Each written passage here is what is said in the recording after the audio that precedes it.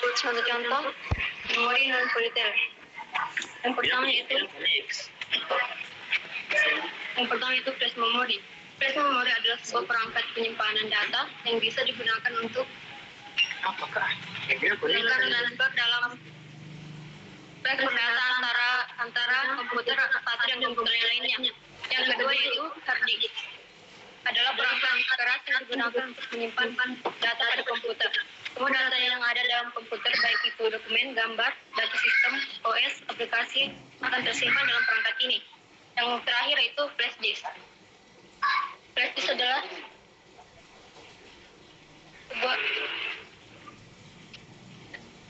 sebuah penyimpanan data eksternal yang dihubungkan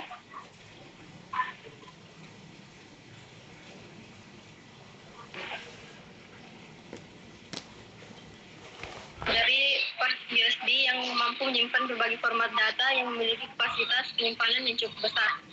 Next.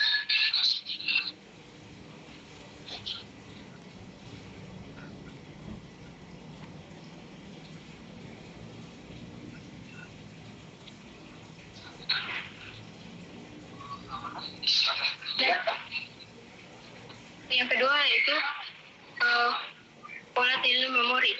Volatile memory adalah media penyimpanan data yang dapat ditulis dan dihapus. Tapi data itu akan hilang pada saat komputer mati. Jadi volatile memory ini datanya akan hilang bila PC mati dan tidak ada aliran listrik. Contoh, next.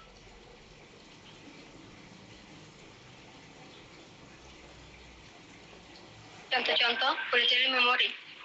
Yang pertama yaitu RAM. RAM atau Random Access Memory merupakan hardware yang terdapat dalam perangkat gadget seperti komputer, laptop, dan smartphone. RAM ini berfungsi sebagai tempat penyimpanan data sementara dan hanya bekerja saat perangkat tersebut hidup atau beroperasi. Yang kedua adalah SDR, Synchronous Dynamic Random Access Memory adalah jenis RAM yang dinamis yang kemampuan kecepatannya lebih cepat dan kepungannya terdiri dari 168 pin.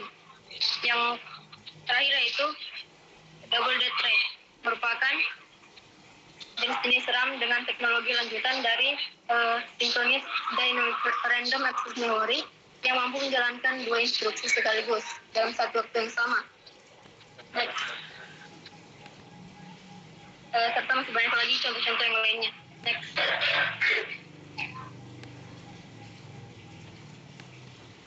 Yang ketiga yaitu cache memory. Pada dasarnya, cache memory adalah jenis memori komputer berukuran kecil yang menyediakan akses data instan berkecepatan tinggi prosesor. Cache memory merupakan menyimpan program, aplikasi, dan data pada komputer yang sering digunakan. Inilah yang membuat pengambilan data melalui cache menjadi lebih mudah dan efisien.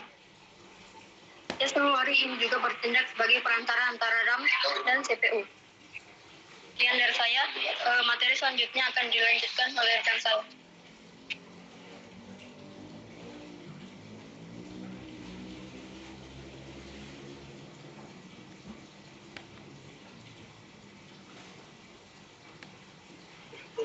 Nah, itulah materi tentang memori. Selanjutnya yaitu tentang sistem bus, di mana akan dijelaskan oleh rekan saya yaitu Saudara Ahmad Asnaman Amirullah. Kepada Saudara Ahmad Asnaman Amirullah, saya persilahkan. Ya, Assalamualaikum warahmatullahi wabarakatuh. Di sini saya akan menjelaskan tentang sistem bus. Sistem bus adalah jalur komunikasi yang dibagi pemakaian suatu teks kabel tunggal yang digunakan untuk menghubungkan berbagai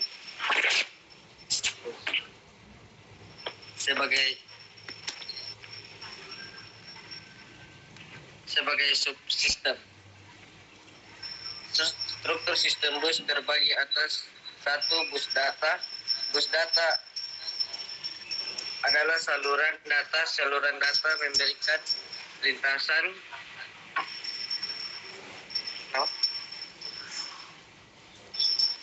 memberikan lintasan bagi perpindahan data antara dua modul sistem. Saluran ini secara kolektif disebut bus data. 2. Bus alamat. Bus alamat saluran alamat digunakan untuk menandakan sumber atau tujuan data pada bus data.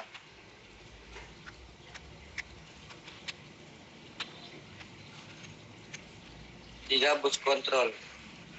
Bus kontrol adalah saluran kontrol. Saluran kontrol digunakan untuk mengontrol akses ke saluran alamat dan pengguna data karena data dan saluran alamat dipakai bersama oleh seluruh komponen, maka harus ada alat untuk mengontrol penggunaannya. Sinyal-sinyal kontrol melakukan transmisi baik perintah maupun informasi dan kewaktuan di antara modul-modul sistem. Sinyal-sinyal perwaktuan menuju validasi data dan informasi alamat. Sinyal-sinyal perintah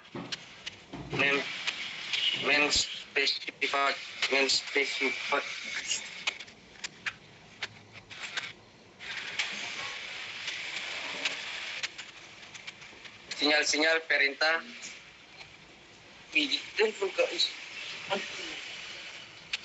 sinyal-sinyal perintah menspesifikasikan operasi yang akan dibentuk. Umumnya saluran kontrol meliputi memori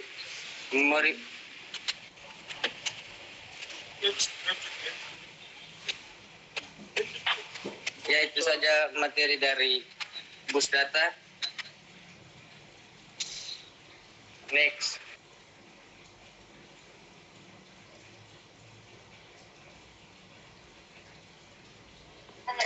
Nah, selanjutnya saya akan menjelaskan tentang jenis-jenis prosesor terbaru. Jadi ada beberapa jenis prosesor terbaru. Yang pertama yaitu ada Intel. Nah, di mana jenis prosesor yang dikembangkan oleh Intel Corporation ini memiliki berbagai kelebihan.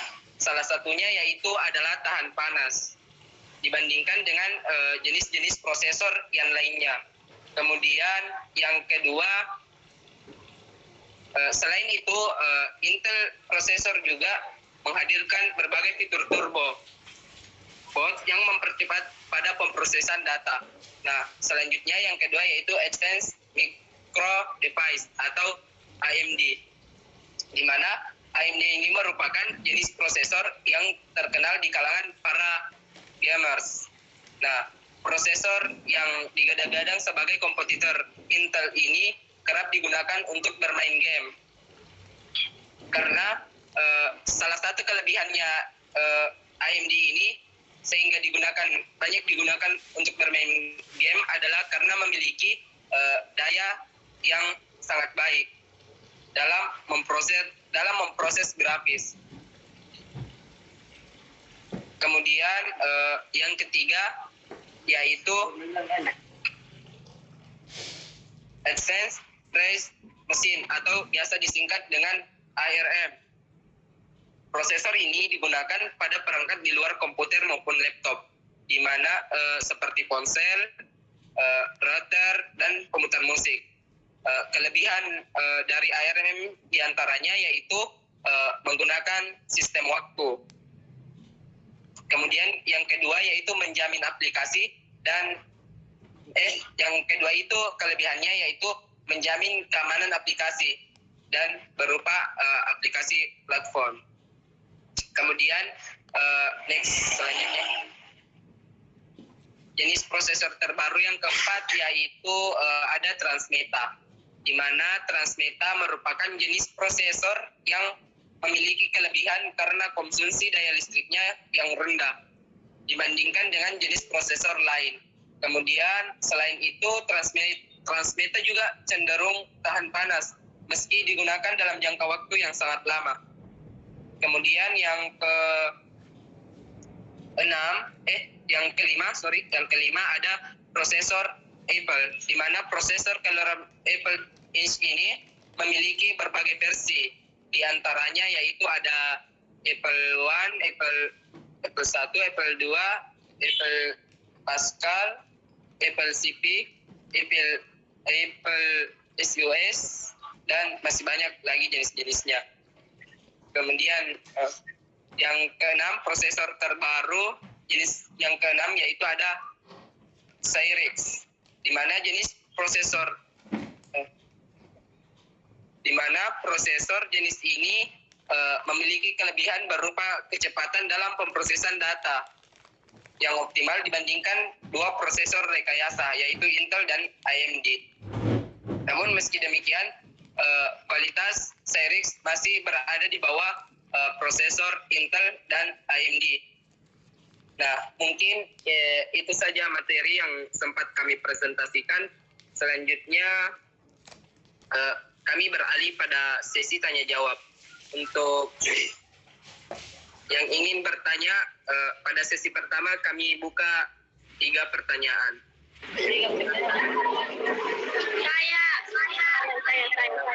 Saya.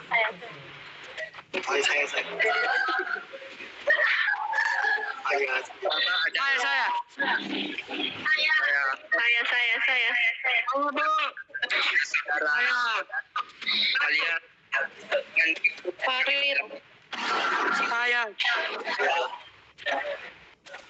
Farid.